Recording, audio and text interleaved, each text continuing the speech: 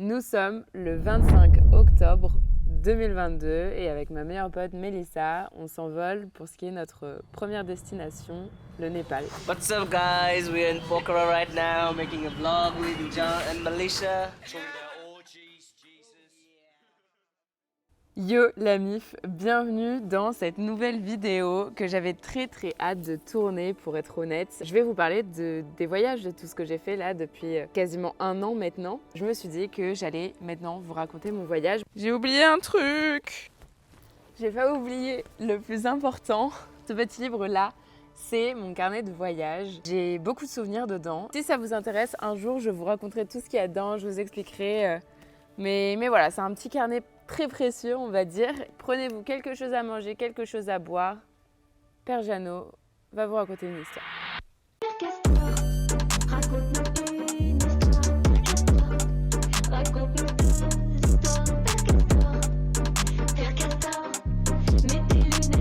Déjà, il faut mettre un petit peu de contexte sur le Népal. Comme je vous ai dit, ça fait un moment que j'ai envie d'aller au Népal. J'ai presque failli partir à un moment en pétage un peu de plomb et finalement quand j'ai décidé d'entamer ce tour du monde, ça s'est un peu posé comme le premier pays à faire. On voulait visiter le Népal. Déjà c'était un voyage super marrant parce que Mélissa n'avait jamais pris l'avion.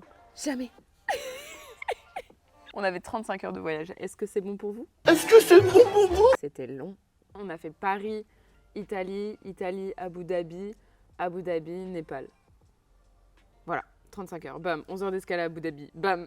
Moi aussi, je suis en train de manger en même temps. Donc pour faire une courte introduction, le Népal, il est situé en Asie du Sud, donc il est niché entre la Chine qui est au nord et l'Inde qui est à l'est, à l'ouest et au sud. Il y a du coup une population indienne importante au Népal et le pays héberge et allie le bouddhisme et l'hindouisme principalement. Pour parler un petit peu des politiques, là-bas c'est une république démocratique fédérale, multipartite avec... parce que je sais pas de quoi je parle là.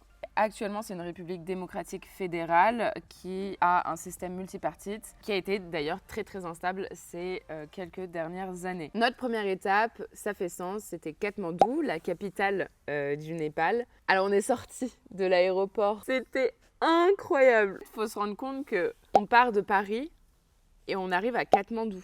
Le changement culturel qui s'est passé. Donc on arrive et avec nos yeux d'occidental, on voit la différence. Du coup, on avait prévu que l'hôtel vienne nous chercher donc avec un taxi. Donc on est arrivé dans le centre touristique de Katmandou qui s'appelle Tamal. Ok. Il y a des tuk-tuk, des voitures, des scouts, il y a tout sur la route. Absolument tout, des gens, des trucs. Et en fait, c'est irrespirable. C'est tellement pollué que c'est irrespirable. Et là, on s'est dit, mais waouh, mais où est-ce qu'on a mis les pieds? C'est quoi cet endroit, quoi? En fait, il y a tout le monde qui essaye de venir te parler, de te faire rentrer dans sa boutique, de machin. Et en fait, ça grouille, c'est une fourmilière, c'est hyper dense. Déjà, première erreur, on allait manger dans vraiment un petit resto en face. Comment vous dire que j'ai pas pu manger un seul truc de ce qu'ils m'ont servi et ça piquait trop, genre... Ça m'a juste arraché la gueule. Bref, voilà, première impression, c'est quoi cet endroit? Mais comment on va faire pour survivre? Et en même temps, grosse excitation, larmes, parce qu'on a pris une grosse décision qui est de partir sans billet retour, en fait. Toutes les deux avec Mélissa, on était en mode, on ne sait pas trop quand on va revenir, quoi. Donc voilà, grosse émotion, etc. Et 1 ou 2 jours après, on décide d'aller visiter un temple qui est genre le temple du bon tourisme. C'est l'équivalent de la Tour Eiffel à Katmandou, tu vois. C'est un temple qui est vraiment en plein milieu de la ville. Et en gros, tu as des immenses escaliers que tu grimpes et tu as des singes en fait qui font un peu leur vie. Donc c'est vraiment un peu attraction touristique. Tu peux les nourrir et tout, ce qui n'est pas bien. Mais bref, on va là-bas. Et première chose qu'on peut ou ne pas remarquer, c'est que les temples sont bouddhistes, mais ils sont aussi hindouistes. En fait, c'est un lieu sacré, mais pour les deux religions, et j'ai trouvé ça super intéressant en vrai. En fait, c'est comme si on mettait une église et une mosquée au même endroit. C'est quelque chose qui n'est pas forcément courant en fait. Donc voilà, je trouvais ça cool en fait. Le Népal, c'est vraiment un lieu qui est très cosmopolite. Donc voilà, à Katmandou, on n'y est pas resté très longtemps, tout simplement parce qu'en arrivant au Népal, on a fait le choix de faire du volontariat pour un particulier qui a besoin d'aide.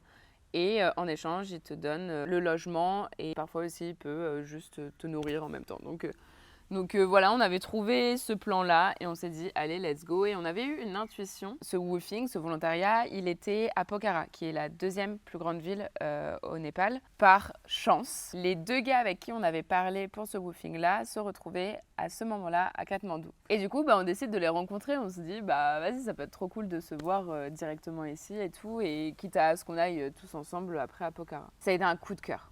Un gros coup de cœur amical pour Manish qui nous a accueillis le premier, avec qui on avait d'abord parlé du coup sur WhatsApp. Contre Suren aussi, donc qui est du coup le propriétaire, enfin le mec pour qui on va travailler.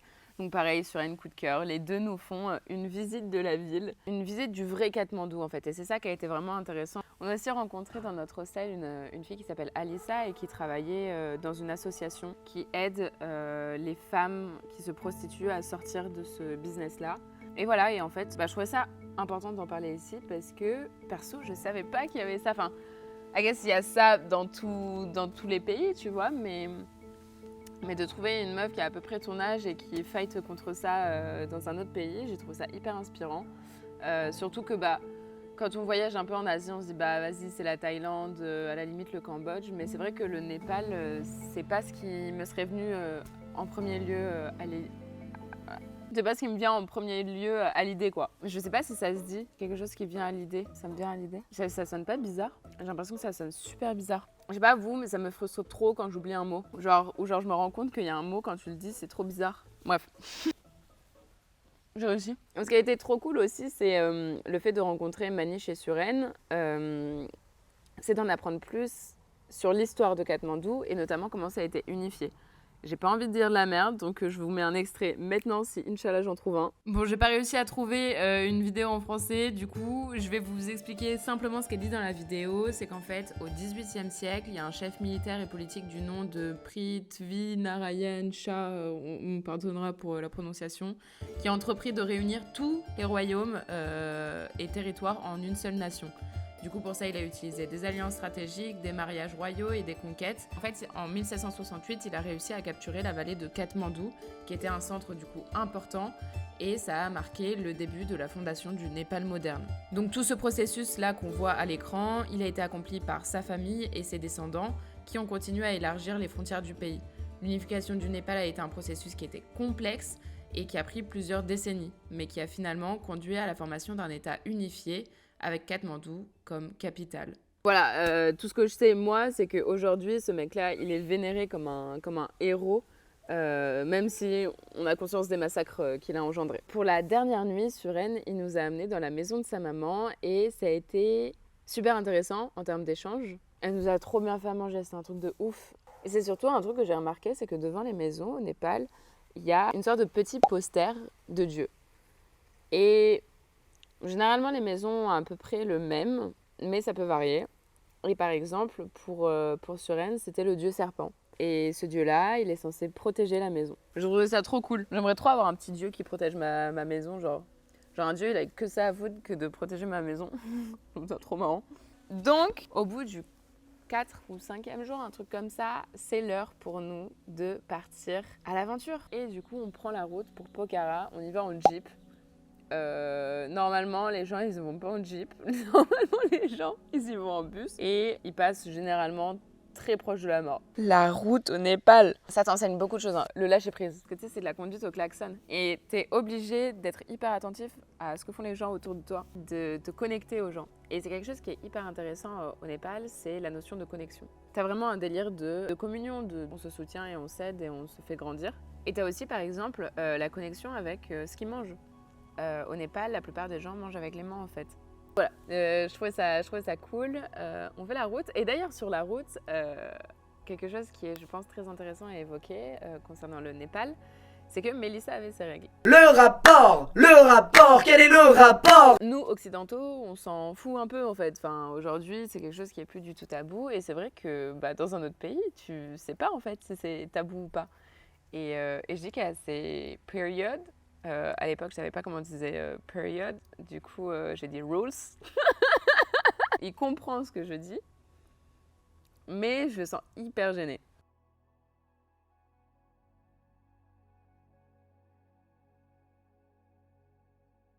Ces montagnes perdues abritent une croyance vieille de plusieurs siècles, la Shaupadi. Une tradition selon laquelle les femmes sont impures pendant leurs règles. Chaque mois, elles sont contraintes d'abandonner leur domicile pendant plusieurs jours. Selon cette coutume, ces femmes portent malheur à leur famille si elles refusent de s'exiler. Les mentalités évoluent. La loi aussi.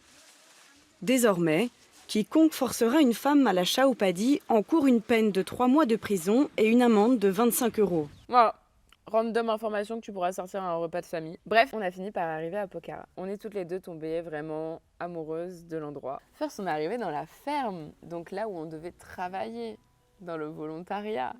On a travaillé 4 jours. C'est tout.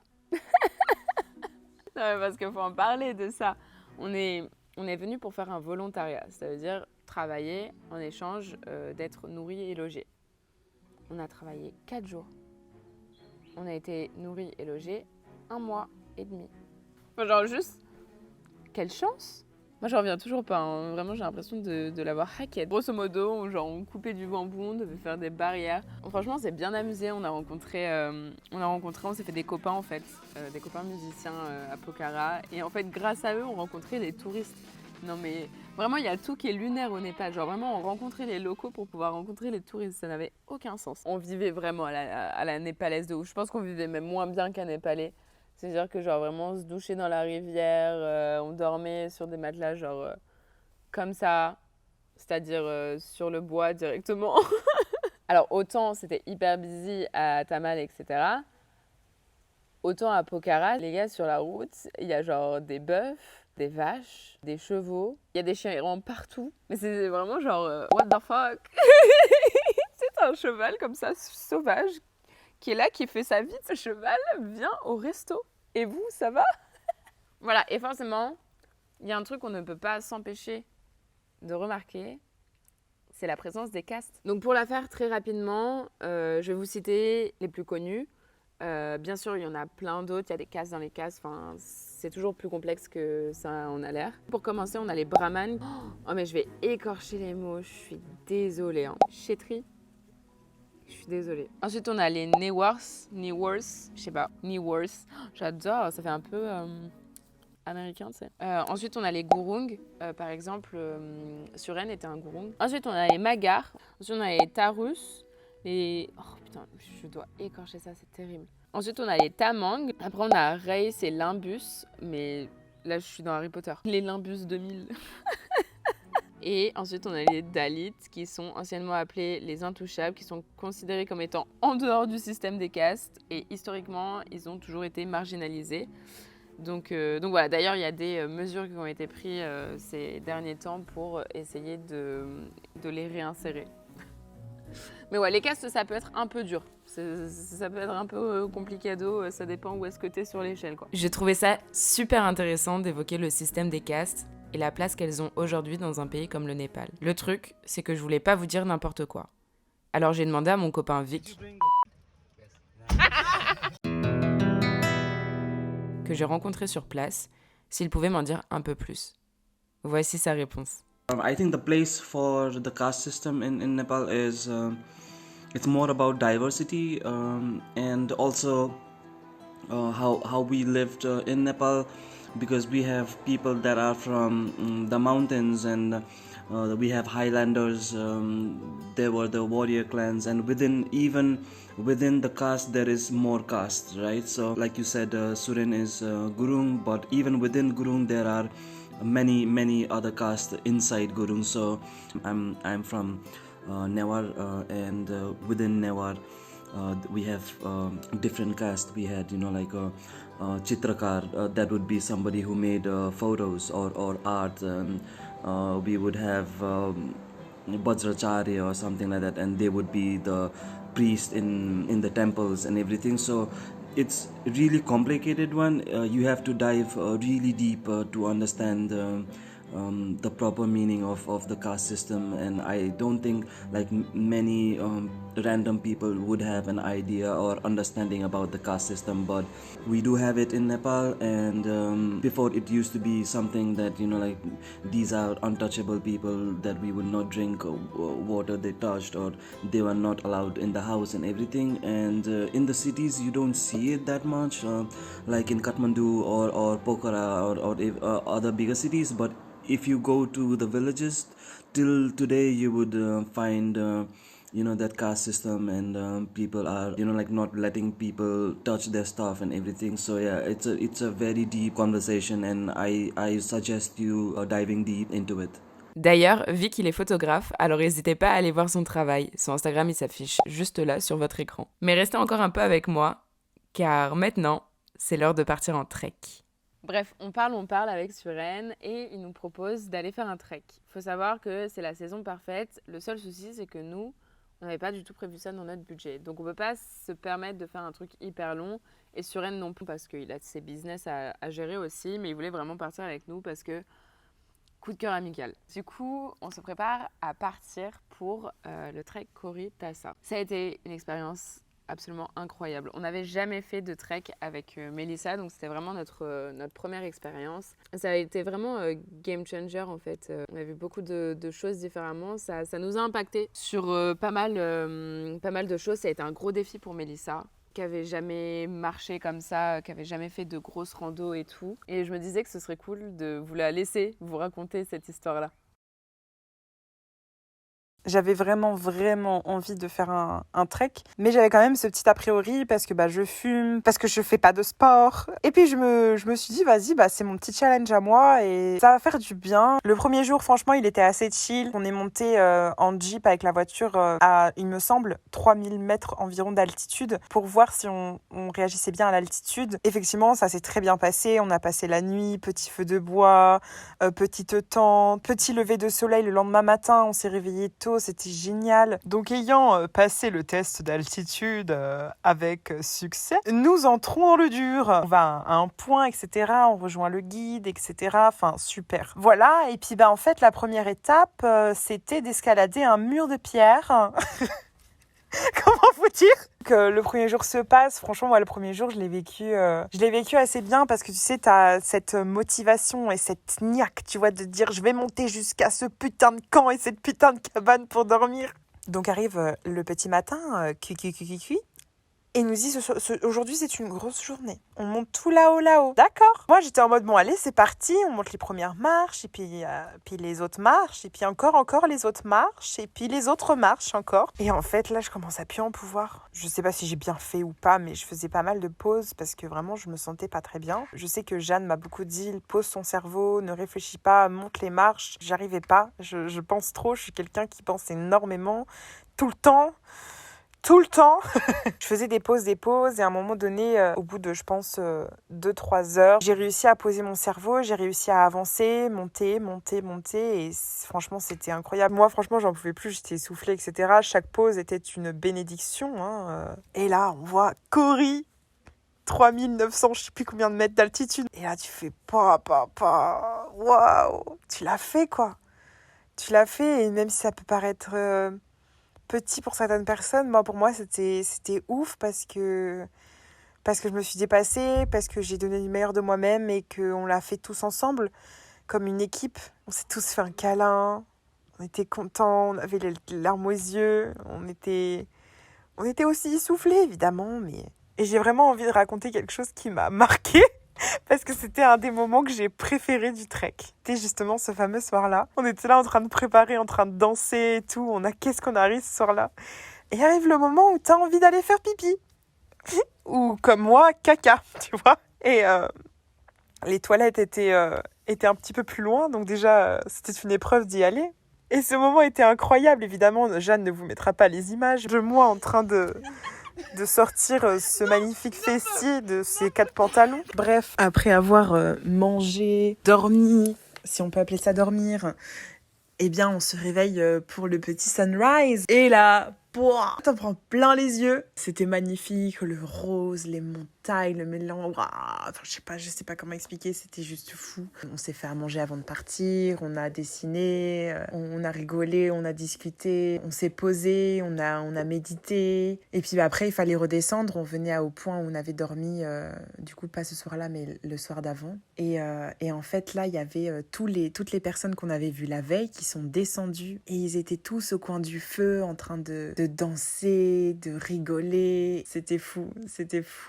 Il y avait une atmosphère de malade. Et puis après, le lendemain matin, on s'est réveillés encore une fois, on en prend plein la vue. Ouais, je crois que je l'ai pas fait, mais Jeanne et Suren ont fait une douche avec, tu sais, un bol, un seau d'eau chaude. Et tu fais une douche comme ça, je me rappelle, c'était très marrant. Et après, du coup, c'était l'heure qu'on redescende. Nos jambes ne répondaient plus. Mes courbatures étaient en mode « ça suffit maintenant ». Mon corps était en mode « ça suffit maintenant ». Mélissa, tu n'as pas fait de sport, tu n'es pas une sportive. Et puis après, on arrivait en bas et on a dû traverser un petit pont. Un pont nature, hein. Voilà, il y avait 3 bouts de bois. Mais moi, de base, je suis quelqu'un qui a la peur du vertige. Et en fait, je l'ai passé.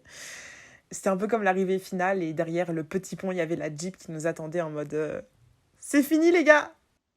T'as fait un vocal de 20 minutes et t'as osé dire. Bref, je vais pas vous expliquer tous les détails parce que Tu as expliqué tous les détails.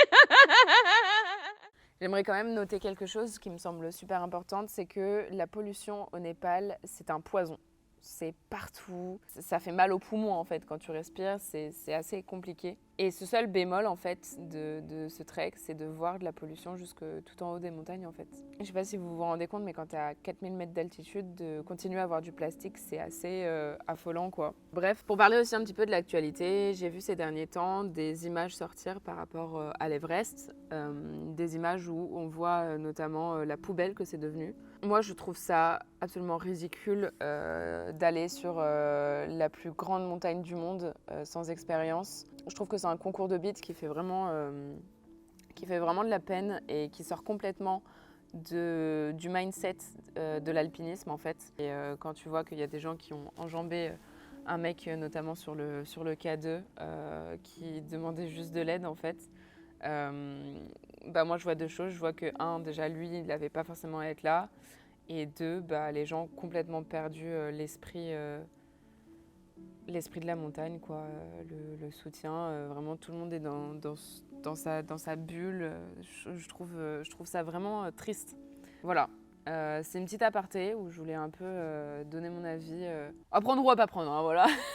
Du coup, on est revenu à Pokhara et là c'était vraiment cool. On a vraiment plongé au fond de la culture népalaise, dans les chansons, dans la manière de vivre. Et voilà, il y a eu quand même sur la fin quelques petits excès, on va pas se mentir. Déjà, il y a quelque chose qui est important de souligner, c'est qu'au Népal, les sandwichs sont interdits, notamment la salade, enfin voilà, la salade et le chocolat. Dans les faits, ça ne l'est pas. Grosso modo, la salade pousse partout, absolument partout, tout le monde en mange. Et moi qui avais arrêté de manger des sandwichs, j'ai recommencé à pleine balle. Et je pense avoir fait c'est dur hein, les métaphores. Une grosse boulimie pendant ce séjour au Népal. Donc voilà, ça m'a fait du bien d'en partir aussi, même si la prochaine destination était la Thaïlande, où les sandwichs sont légaux du coup depuis octobre. Bon voilà, c'était pour ce voyage au Népal. Ça a été absolument incroyable. Et je voulais vous partager justement ce que j'en ai retenu, ce qui m'a le plus marqué, disons. Il y a certaines choses dont je vous ai déjà parlé, notamment le fait d'être plus connecté avec la nourriture. J'ai vraiment adoré cette manière de manger avec les mains, en fait, de se débarrasser un peu des couverts et de partager un moment quand tu manges. Quelque chose qui était assez important pour moi, qui est des tendances un peu matérialistes. Dès que je suis stable quelque part, l'argent, ça part et ça vient. L'argent, quand tu l'as, c'est fait pour être dépensé. Quand tu l'as pas, c'est fait pour en faire. Ça part, ça vient.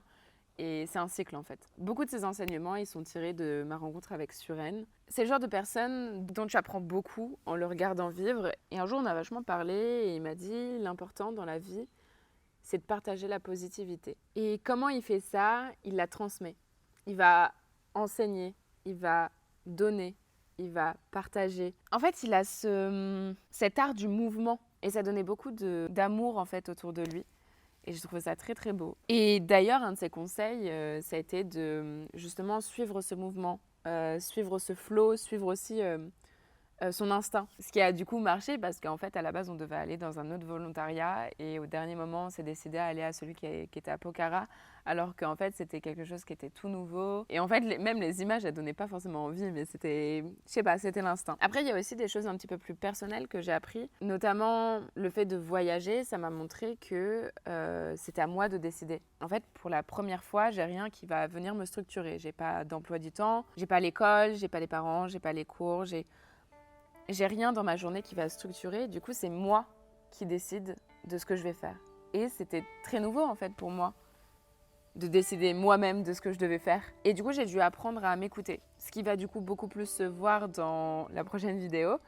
Mais là, c'est le moment où j'ai eu vraiment ce déclic-là de « Ah ouais, ok, donc là, c'est moi qui gère. Et je dois m'écouter. Mais attends, mais qu'est-ce que je veux en fait ?» Et pour être honnête, cette question, elle m'a beaucoup travaillé. C'est ce qui nous a amené notamment à nous séparer avec Mélissa.